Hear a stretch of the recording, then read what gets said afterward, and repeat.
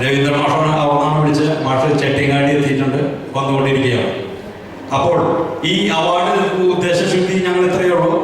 പല നാടുകളിൽ പല മേഖലകളിൽ ഈ അവാർഡിനെ കുറിച്ച് പരാമർശങ്ങൾ നടക്കുമ്പോൾ സംസാരിക്കുമ്പോൾ അവരുടെയെല്ലാം മോഡൽ സ്കൂൾ ഇന്നും ലൈവാണെന്നുള്ള ഒരു പ്രതീതി ജനിപ്പിക്കണം. ഈ അന്നത്തെ സ്ഥലത്തേക്ക് ഇന്നും നിലനിൽക്കുന്നുണ്ടെന്ന് പുറത്തറിയിക്കുവാനുള്ള ഒരു ഉപാധിയായി മാത്രമേ ഈ അവാർഡ് പ്രഖ്യാപനത്തെ കാണുന്നുള്ളൂ. അതുകൊണ്ടാണ് ഈ അവാർഡിന്റെ എണ്ണം കൂട്ടാൻ ഞങ്ങൾ വ്യഗ്രത കാണിക്കുന്നത്, ഈ അവാർഡിന്റെ ക്വാളിറ്റി കൂട്ടാൻ ഞങ്ങൾ വ്യഗ്രത കാണിക്കുന്നത്. ഞങ്ങൾക്കറിയാം, ഒരു വിദ്യാഭ്യാസ അവാർഡ്, ഈ അവാർഡും പിള്ളേരുടെ കുട്ടികളുടെ എൻഡോമെന്റും ആകുമ്പോൾ ലക്ഷങ്ങളുടെ ബാധ്യതയാണ് ഞങ്ങൾക്ക് വരുന്നത്. എല്ലാം ഈ അവാർഡ് വളരെ സുതാര്യമാണെന്ന് തെളിയിക്കാൻ സാധിക്കുന്നു എന്ന് മാത്രമാണ് ഞങ്ങൾക്ക് പറയാനുള്ളത്. പ്രിയമുള്ളവരെ, ഈ വിദ്യാലയം ഞാൻ നിങ്ങൾക്ക് അറിയുമോ എന്നറിയില്ല, 187 വർഷം പിന്നിട്ടിരിക്കുകയാണ്. ഈ വിദ്യാലയം ആദ്യം ആരംഭിച്ചത് തൃശ്ശൂർ കോർപ്പറേഷൻ തൊട്ട് വണ്ടിപ്പേട്ടയുണ്ടായിരുന്നു, പഴയ നമുക്കറിയാം. അവിടുത്തെ ഒരു ഒറ്റമുറിയിലാണ് അന്ന് മിക്സഡായി ആരംഭിച്ച വിദ്യാലയമാണ് സർക്കാർ വിദ്യാലയം എന്ന പേരിൽ.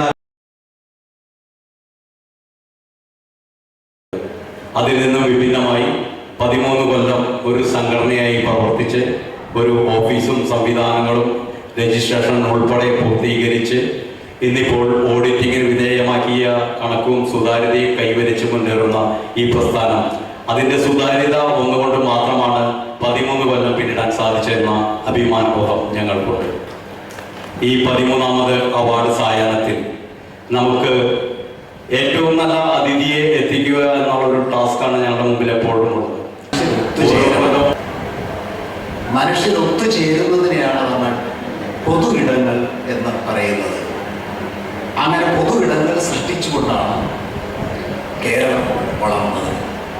മനുഷ്യനെ മനുഷ്യനായി കാണാൻ, മനുഷ്യന്റെ വേദന മനസ്സിലാക്കാൻ, പ്രശ്നങ്ങൾ മനസ്സിലാക്കാൻ, മനുഷ്യരൊന്നാണ് എന്ന ചിന്ത മനസ്സിൽ വളരാൻ, ഇതൊക്കെ നവോത്ഥാനത്തിന് കഴിഞ്ഞു. അതിനുശേഷം വന്ന സാഹിത്യ കലാ മേഖലകളിൽ ഇതിൻ്റെ എല്ലാം അനുരണനങ്ങൾ കാണാം.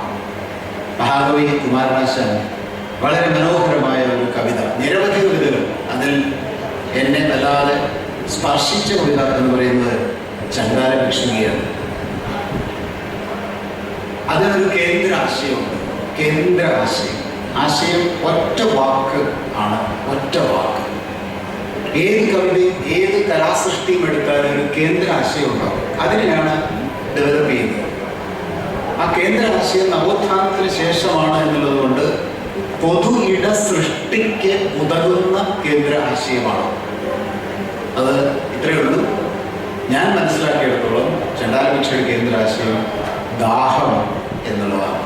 ദാഹം. വിദ്യാഭ്യാസ രംഗത്ത് പ്രവർത്തിക്കുന്നവരായതുകൊണ്ട് എന്താശയമാണ് പുതിയ തലമുറയുടെ മനസ്സിലേക്ക് നൽകേണ്ടത്? സോഡിയം ഹൈഡ്രോക്സൈഡ് ഹൈഡ്രോക്ലോറിക് ആസിഡും ചേർത്താൽ സോഡിയം ക്ലോറൈഡും വെള്ളവും കിട്ടുമെന്ന് മനുഷ്യൻ പഠിപ്പിക്കാൻ തുടങ്ങി. അന്ന് മുതൽ പഠിപ്പ് അവസാനിപ്പിക്കുന്ന ഒരു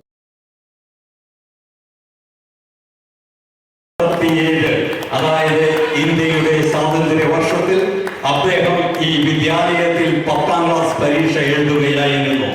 അദ്ദേഹം ഈ തവണ മാത്രമല്ല, എല്ലാ തവണയും സ്വന്തം കാറോടിച്ചു വരുന്ന ഒരു വ്യക്തി കൂടിയാണെന്ന് പറയുമ്പോൾ ഞങ്ങളുടെ അഭിമാനം വാനോളം ഉയരുകയാണ്.